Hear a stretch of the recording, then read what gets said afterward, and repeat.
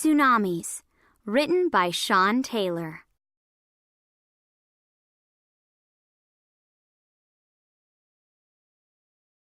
The Indian Ocean Tsunami.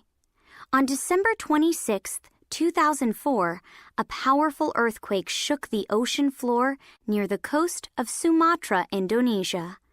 People in nearby villages felt the earth shake. They didn't know that within minutes a massive wave known as a tsunami would flood their homes. The giant wall of moving water washed away entire towns. Within hours, the waves had pounded thousands of miles of coast in Indonesia, India, Africa, Thailand, Bangladesh, Malaysia, Maldives, Myanmar, and Singapore, among others. People around the world were stunned each day as the reported death toll increased from 20,000 to 100,000 to 226,000. We will probably never know how many people died because many bodies were buried by the mud and debris or washed out to sea. Scientists think that the death toll would have been lower if more people had known about the danger of tsunamis and how to escape them. Tsunami survivor stories. Amid the stories of loss were amazing stories of survival. One man from Indonesia was washed out to sea by the tsunami, but he was able to crawl onto a wooden raft. He survived by eating coconuts and drinking rainwater. A ship rescued him after 2 weeks at sea. Some people outran the water or were washed inland by the wave. Others survived by hanging onto trees or by climbing to the tops of strong buildings. The people who headed for higher ground as soon as they felt the earthquake were most likely to survive. Experts say moving to higher ground or inland are the only true safe places to go when a tsunami hits. History of tsunamis. The word tsunami is Japanese and means harbor wave. It originated with Japanese fishermen who would return to port to find their towns destroyed by unusually large ocean waves that they hadn't even noticed while out at sea. Tsunamis can be devastating when they occur. Fortunately, they are very rare. There are usually 6 major tsunamis every 100 years worldwide. In 1883 in Indonesia, the volcano Krakatoa exploded and caused a tsunami that killed 36,000 people.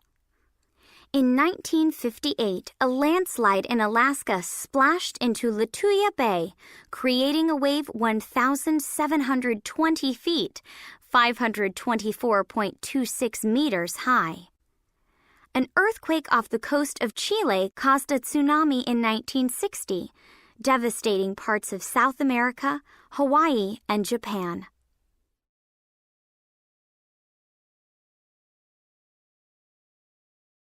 Causes of tsunamis. Earthquakes on the ocean floor cause most tsunamis. Underwater landslides, volcanic explosions, and meteor impacts also cause tsunamis. Not every earthquake in or near the ocean causes a tsunami. It depends on the strength of the earthquake and the kind of movement that occurs in Earth's crust. An earthquake has to be at least 6.75 on the Richter scale to result in a tsunami.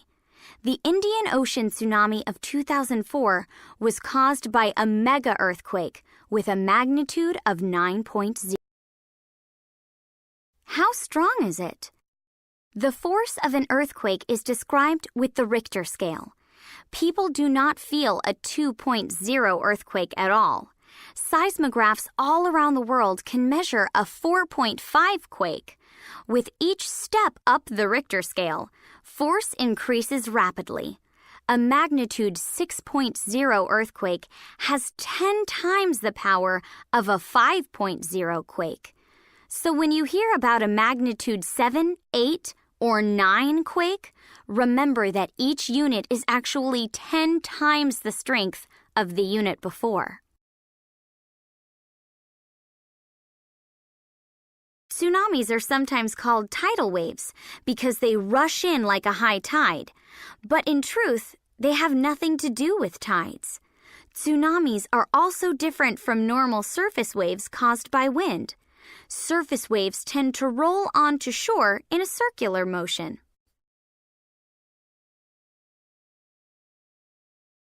Earthquakes occur when sections of Earth's crust suddenly slide against each other along a fault. If an up and down shift occurs on the sea floor, all the water above the sea floor moves too, creating an enormous bulge of water, a tsunami.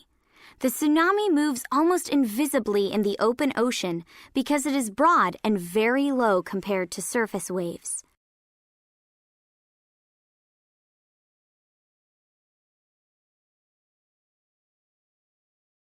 A tsunami can move as fast as a jet plane at speeds of 200 to 500 miles per hour, 321 to 643 kilometers per hour.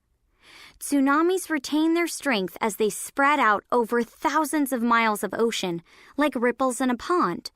They can travel from one side of the Pacific Ocean to the other in less than a day. When the wave runs into the shallow shoreline, it grows much higher and it slows down. First, the sea recedes as the wave approaches. Next, the sea floods in past the normal shoreline and gushes inland, sometimes far up rivers and streams that open to the ocean. Tsunami waves often come in sets. Observers report the first wave of the Indian Ocean tsunami was smaller than the second wave. Some people survived the first wave, but did not keep running and were overwhelmed by the larger second wave. Areas at risk for tsunamis. Low-lying coastlines in areas where earthquakes are common are most at risk for tsunamis. The Ring of Fire is a line of volcanoes stretching around the entire Pacific Ocean. Where there are volcanoes, frequent earthquakes occur with the movement of Earth's crust. Indonesia is also an area where Earth's crust moves often. Although we can't predict the exact time or location of an earthquake, we can estimate when an area is overdue for one. Warning systems. There is no practical way to protect property from tsunami devastation, but with early warning, we can save lives. When an earthquake occurs at sea, there is usually some time before the resulting tsunami reaches land. Unfortunately, for the people of Banda Aceh, Indonesia, there were only a few minutes between the quake and the wave. It took about 3 or 4 hours for the tsunami to reach India and Sri Lanka. This would have been enough time to radio a message ahead. Governments and scientists are working to build warning systems for future tsunamis around the world.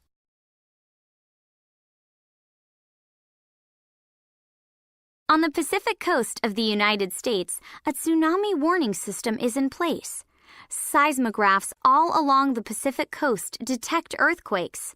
A tsunami warning is issued any time there is an earthquake of 6.8 in Alaska or 7.5 in the western United States. Buoys that are anchored at sea can detect a tsunami's wave speed and direction and radio this information back to land. Radio messages and loud sirens warn people in seaside communities that a tsunami is coming. Signs along the highways label areas at high risk and suggest evacuation routes. How to survive a tsunami. People who live in areas at risk for tsunamis should keep these rules in mind.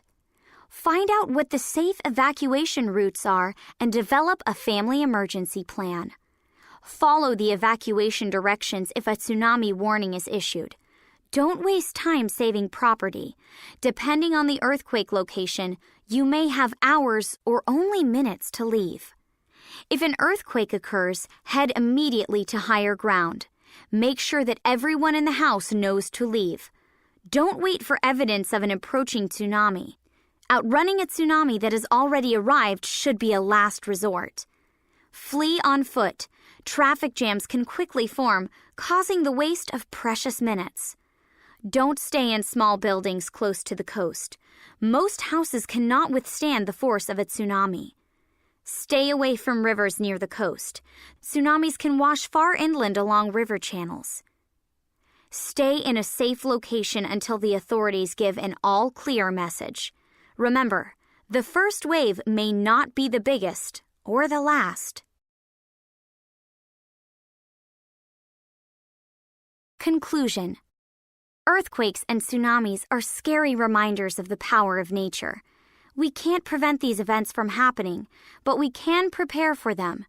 Knowing what to do and getting an early warning can save lives.